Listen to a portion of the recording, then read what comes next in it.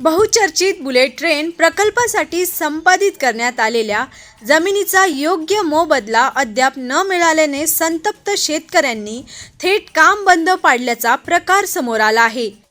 अनेक वेळा प्रशासनाकडे पाठपुरावा करूनही मोबदल्याबाबत ठोस निर्णय न झाल्याने शेतकऱ्यांचा संयम सुटला असून त्यांनी प्रकल्पाच्या कामावर ठिय्या आंदोलन करत काम रोखले। बुलेट ट्रेन प्रकल्पासाठी शेतकऱ्यांच्या सुपीक जमिनी संपादित करण्यात आल्या आहेत।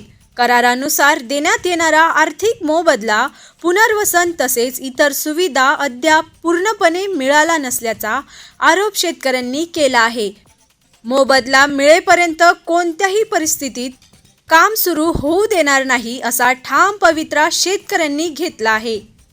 काम बंद पडल्यामुळे प्रकल्पावर परिणाम होण्याची शक्यता असून प्रशासन आणि संबंधित यंत्रणांनी तातडीने लक्ष घालून शेतकऱ्यांचे प्रश्न सोडवावेत अशी मागणी आंदोलक शेतकऱ्यांकडून करण्यात येत आहे। योग्य मोबदला व न्याय मिळेपर्यंत आंदोलन सुरूच राहील असा इशाराही यावेळी देण्यात आला। आरबी न्यूजसाठी मलिक शेख, मोखाडा।